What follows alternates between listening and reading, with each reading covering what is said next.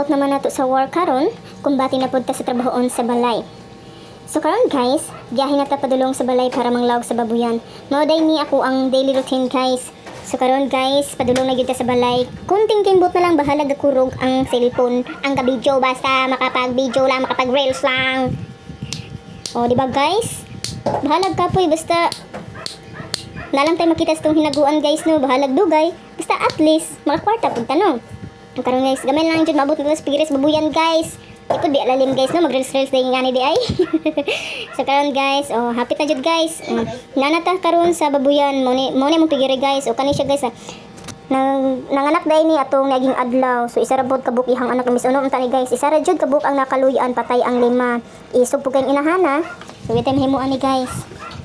Pero at least na isa buhi kaysa sa wala no. First time pamanggod niya mga anak mo nang so dawat-dawat na lang pud nga dili ato atanan. Karon guys, dara yahang baktin. Nakamata na yahang baktin guys. Inahan isog na kayo, nagtindog ng dalunggan guys. Tanawa, idlas ko kay baktin guys.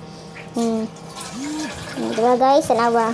Ako pa ni ibahin ng baktin guys, ibahin ako ni sa pikas kay wala naman siya didi sa iyahang inahan kay basig iya na pud ning dumugon, looy pud kaayo. Ako na pud ning dakpon guys, ibahin sa pikas kulungan, ipa-adapt ko ni sa isa ka anay guys. Kay para dito na pud ni siya mututoy kay unsaon taman. Halos di naman siya katutoy sa iyahang kuan, siya raman ta isa pero dumugon man sa inahan. So every time mahimuan ni ipa-adapt na lang nako ni sa isa ka anay. Total daghan man ni makadidi man ni siya guys kay daghan mang mga baktin. Kani isog jud kay anaya guys. May paning isa ka anay guys kay di yun in town maghamag sa iyang mga anak, sa iyang mga kabadikdik guys. Tanawa dara guys. Ang isa guys nga inadapt nagpalayo gid kay mahadlok pa. Abi nagdumugon siya sa anay. Dini parehas sa iyang inahan nga hastang idlasa pod. Buutan ting anay guys kasagdaan na iyang mga baktin.